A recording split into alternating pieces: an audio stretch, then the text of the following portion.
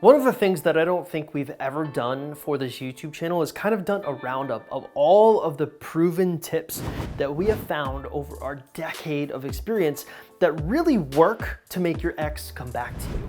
Now, the sneaky truth that most people don't want you to know, but I'm just going to tell you about, is the fact that there's no such thing as one singular magic bullet that will make your ex come back to you successfully if you just do this one thing. On the other hand, if you have an element of all of the things that I'm about to talk about in this video today, that is really the recipe for your success in seeing results. Nevertheless, I've put together an extensive list for you of proven tips that we have noticed have really made a difference for our clients in getting their exes back.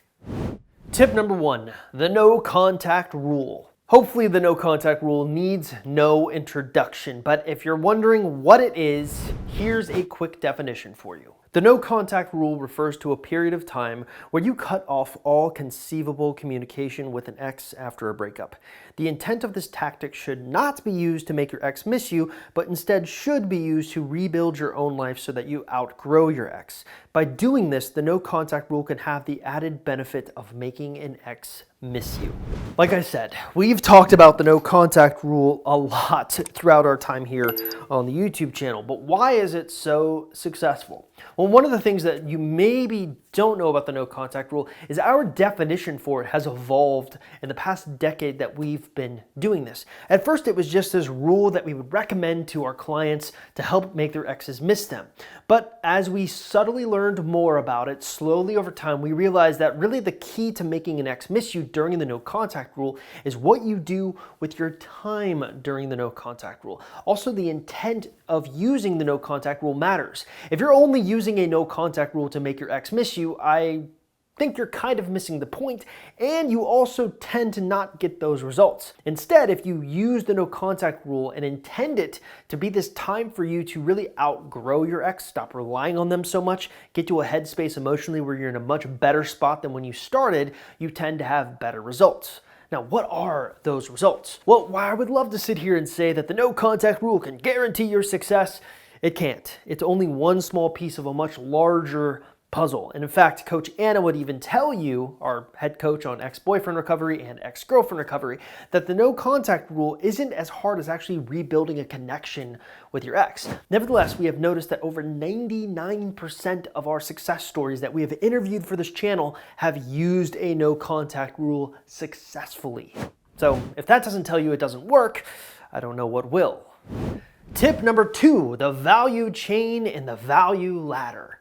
These two are basically concepts that dictate the strategy that we've taught since we essentially started. When I first started out, there was only the value ladder. And the value ladder is basically all of the mediums of conversations that you tend to have with your ex. So after doing the no contact rule, how you communicate with your ex is essentially the value ladder. The theory there is that with every medium of communication, you are building value before you move up to the next level of communication. So to give you an example, our traditional value ladder shows you texting your ex immediately after a no contact rule, building value there before you move up to phone calls. Once you move up to the phone call stage, you build value there, and then you move up to the meetup stage. The meetup stage is kind of like non-romantic dates, sometimes group hangouts where you're seeing your ex in person, but you're not going all of the way romantically with them. Then, of course, when you've done enough of those type of meetups, then you start doing the romantic dates. And by then, if you're successfully climbing this ladder, usually you find if people are successful in doing it and have made it to the romantic date stage, they tend to get their exes back. But that doesn't explain the value chain. Well, the value chain is something that we came up with to help you understand the types of conversations that you need to be having with your ex. Usually you start off with small talk, things that you can talk about with anyone in the world. Then you move up to telling stories. This is where you really grab their attention. Next, you move up to sharing opinions. Then after you've built enough value in those three sort of areas of communication, you move up to virgin ground. This is where you tell your ex something that you've never told anyone before, or they tell you something that they've never told anyone before. And then finally, after that, we have sharing feelings. Now, you're supposed to spread out the value chain throughout the value ladder, and I don't really want to get into it in a small, quick tip video like this today, but it is key for you to master this process. Luckily, on our website, www.exboyfriendrecovery.com, on an article titled How to Get Your Ex-Boyfriend Back, we have put together a 24,000 word guide detailing this entire process. So check that out if you want the real big details. Tip number 3, your ex seeing you move on. Now here's where we get really controversial. This is actually something that I've only noticed very, very recently, but we have noticed an interesting trend among a lot of our success stories. In about half of them, I would say their exes literally saw them go on dates with other people. Now, it's important to really talk about the fact that our clients who went on dates with other people who moved on weren't trying to throw it in their ex's faces. They were legitimately trying to move on to other people. So we can't discount the fact that this is a successful tip, but it's not successful for everyone. Your ex has to have the right demeanor, and there is kind of a jealousy aspect at play here. And usually when you move on to someone else is important as well. Tip number 4, the secure attachment style. Okay, so let's back up a little bit. Tip number 1 was all about the no contact rule. And I said throughout that the key to the no contact rule is how you're using your time during no contact. So how should you be using your time? Well, we've noticed that the most successful people that have gone through our program all work really, really hard to have a secure attachment style. If you're not sure what attachment styles are, here's a quick crash course. There's basically 4 main categories of attachment styles. There's a secure attachment style, which is essentially this holy grail. The best way I would explain it to someone is that these are the type of people who allow themselves to grieve after a breakup, but don't let the breakup break them. They have the fortitude to know they're going to be okay, and they're okay moving on. Then there's the anxious attachment style. These are the exact opposite of secure. Their whole identity is wrapped around this relationship. They're the ones who are most likely to beg, show up at their ex's work, buy their ex gifts, try to plead for this ex to come back to them. Then, of course, you have an avoidant attachment style. Now, an avoidant attachment style is kind of also like the opposite of an anxious attachment style, meaning they value their independence so high that when someone threatens that independence, they're out of there. They avoid the problem. And then finally, you have fearful attachment styles. Fearful attachment style is the most rare attachment style. They believe only about 7% of the entire human population has this. So it's highly unlikely that your ex does have it, but it's kind of like this weird combination between an avoidant and an anxious attachment style. They will move from one end of the spectrum to the next almost without reason. And it is often misinterpreted as someone having a personality disorder. That's how rare this is, but it is something that exists. So what we have found is, generally speaking, most of our clients tend to have anxious tendencies. Most of their exes tend to have avoidant tendencies.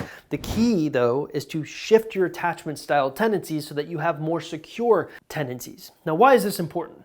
Well, we have noticed that secure attachments almost always serve as gravity for all of the other attachment styles. Meaning if your ex is an avoidant, and they get into a relationship with a secure, your ex slowly but surely begins to develop more secure tendencies. Same thing with anxious attachment styles. If your ex has anxious attachment styles and you have a secure attachment style, just the mere presence of you being in a relationship with them will help them, not totally cure them. I don't want you to think this is going to cure them, but they will start to take on some of those more secure tendencies. So your goal always is to have secure tendencies yourself. That's what you should be spending your time during no contact doing. Tip number 5, social media game. Again, this is not really talked about, but we have seen it consistently throughout our time on ex-boyfriend recovery and ex-girlfriend recovery. What is that? Well, that's the social media game. A lot of times this is a problem for a lot of our clients who are in the middle of a no contact rule. They're sitting there and thinking, well, I buy into it. I like the no contact rule, but how do I know for a fact that my ex is going to witness all these amazing changes that I'm making in my own personal life? Your answer? Social media. There's a common thing that they tell writers who are writing novels or even writing TV shows or graphic novels or whatever. That's the concept of show, don't tell. Almost always it's a more intriguing experience for users or viewers or readers if they are learning about the world you're creating through exploring it on their own, having it shown to them instead of told to them. And that kind of applies here to your social media. Social media is a great way to show your ex all of the changes that you're making, as opposed to you texting them and saying like, hey, look, I'm super awesome now. I went skydiving and I'm a lot more adventurous than you. Remember, your ex is gonna be like, okay, you're bragging, and also it looks like you're trying to prove to me you're something that you're not. As opposed to them, let's say, going on Instagram and seeing you jumping out of a plane, skydiving, hopefully you brought your parachute. That's a lot more effective. So doing things like that to exhibit or show all of the positive changes you're making, not just to your ex, but the rest of the world, so that the rest of the world can kind of get on board with the new you, so to speak, it's almost always going to help your chances of getting them back.